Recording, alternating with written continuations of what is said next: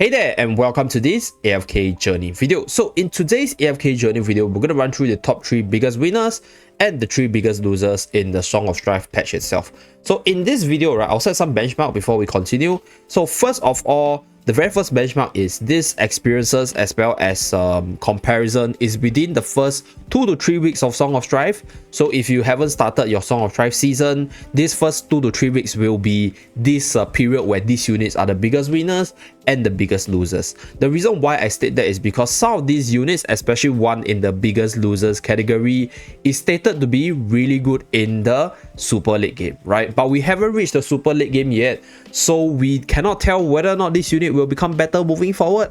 But based on the performance of the unit right now, the unit is definitely one of the biggest losers of this patch. Okay, so point number 2, right? How do we gauge the biggest winner and how do we gauge the biggest losers? So the basic benchmark for the biggest winners are very simple, right? Number 1, these units are super underused, or it's super lowly rated in the original storyline, or it's just a very meh unit in general. But after the Song of Strife patch, with the introduction of seasonal skills, with the introduction of magical charms, or with the change in the current meta, this unit rose to prominence to become some of the most used or heavily utilized units in the various game modes moving upwards.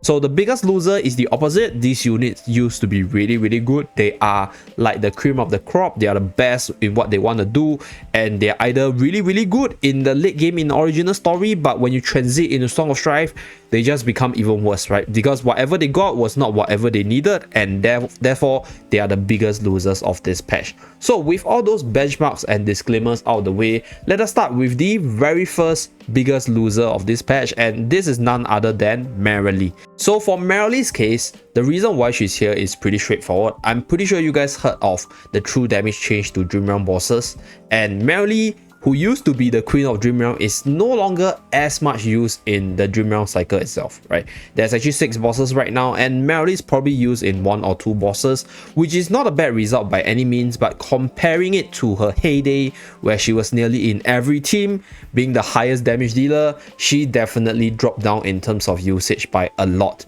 Even though she's the example where I mentioned earlier that the dev actually mentioned the true damage scaling will increase with the higher difficulty of Dream Realm bosses, so she might have the potential to become better or go back to her glory days the later we go into Dream Realm itself. But considering the fact that Merrily is a Dream Realm centric character who used to be the best of the best in the game mode, and her current situation, I think she's worthy of the spot of being one of the biggest loser in the Song of Strife patch itself. Since we are on the topic of Dream Realm, the next unit that I want to talk about is the new King of Dream Realm, and is none other than Odie. So for Odie's case, Odie used to be an amazing unit already, right? Without a doubt, he is one of the best unit in the game, but with the introduction of Song of Strife, he is now probably the best unit as a whole in the whole game itself. So not only is he the new king of damage dealing in Dream Realm due to the damage changes, his seasonal skill actually bumped up his damage output by insane amounts because it synergized with his second and third skill,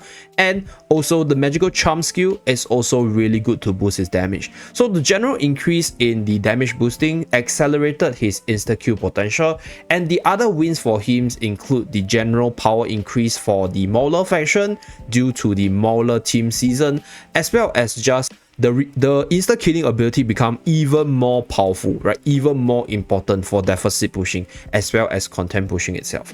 So in general, Odie is one of the, if not the biggest winner of this patch, because he got even better. He went from just being a good unit to become like the top 1 unit in a lot of different game modes, and he's very useful in terms of the different game modes out there because he's good in arena, good in PvE, good in Dream Realm. Investing in him is definitely not a loss, specifically for this Song of Strife season itself.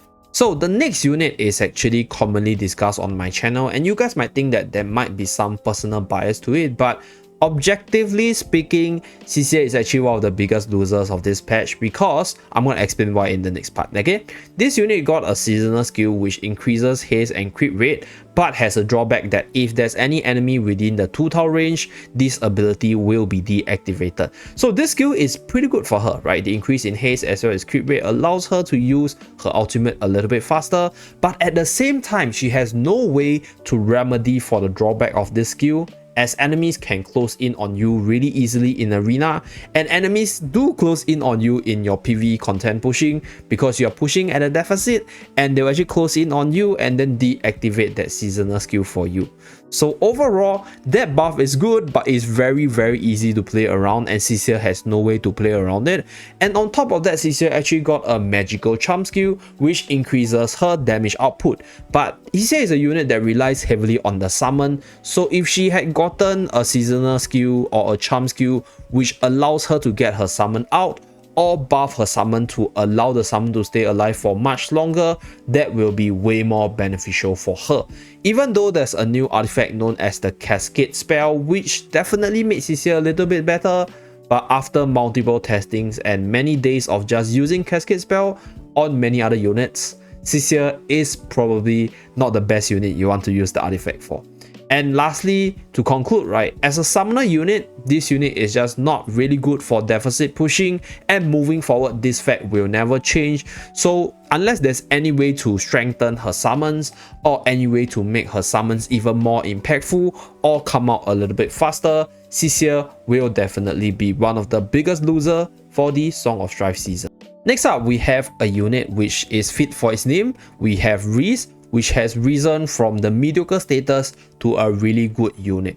So Reese is a unit which got the same seasonal skill as Cecia, which is the focus hit, increase in crit and haste. So this skill is insanely powerful with a big drawback. But for Reese's case, this unit actually has multiple ways to bypass that. So we'll run through the skill to talk about this unit skill set. So this is the seasonal skill, the same seasonal skill as Cecia, but Reese has multiple ways to regain the buff. Number one, this unit is consistently moving. So this unit is not locked in a specific position. If the enemy do close in on the unit loses the buff permanently. Okay, so that's number one.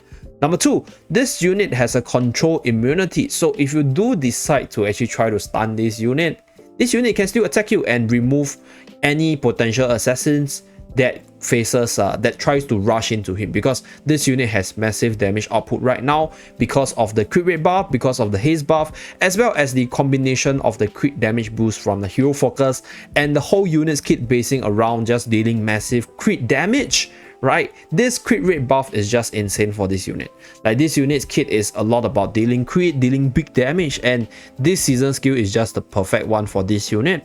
And combined with the fact that Maulers in general got a lot better, as well as obviously the damage type change for the Dream Realm bosses, Reese is definitely seeing more use in the various game modes, from PvP to PvE to Dream Realm. So this unit is definitely one of the biggest winners of this patch. Although we have two of the biggest winners being Maulers, one of the biggest loser is also a Mauler unit, and it's none other than Krueger. So Krueger is this unit that's built for Dream Realm. His role is a debuffer. He used to be very good, but right now he's just not as good. So the primary reason for this is the change in the play strat for Dream Realm.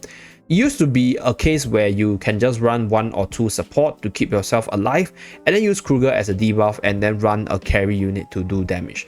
But at what we are right now, at the rate where the bosses are hitting, as well as overall the value of surviving to do more damage becoming more valuable, Krueger just don't have a slot in the current Dream Realm teams, because for the slots you would rather have Coco, you would rather have Smokey, and then you definitely need Reiner for additional damage. So that's 3 supports already filled up. Then you have 1 tank, and then you have 1 damage dealer, so there's no place for a debuffer in the team, right? So you don't really need a debuffer for maximum damage, at least at where we are right now. So unfortunately, Krueger could become better in the future, but in the current iteration, at least before the Endless boss, he's not seeing any use right now, hence him being one of the biggest loser in this patch itself. Now for the last biggest winner for today's video, and it's none other than Lucius. So Lucius is a unit that is probably one of the best example of putting the right seasonal skill and the magic charm skill on the right unit to fully utilize the unit's kit,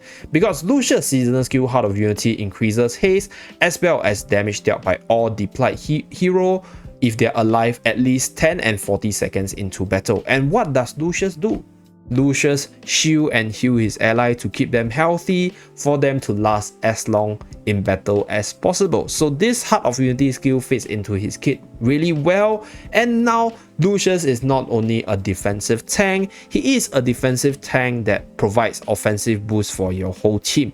And because of how the general Dream Realm meta changed, like I mentioned earlier, the Dream Realm meta changed from a more debuff centric meta to a more survive as long as possible, buff yourself up, and then do as much damage as possible. So that's where Lucius fits in really well, and you can definitely see more people trying to use Lucius because even at a really low investment, the +8 haste buff is really good for the team already.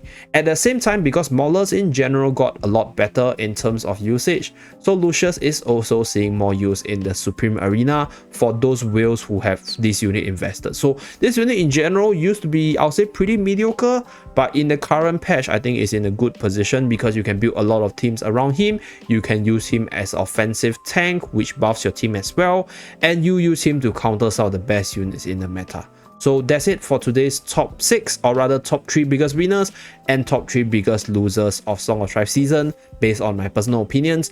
Let me know down in the comment section below what do you think of this list and whether or not you have other biggest winners or losers in your own opinion. Thank you very much for watching. Do remember to like and subscribe to see more, and I'll see you guys again in my next video. Bye guys!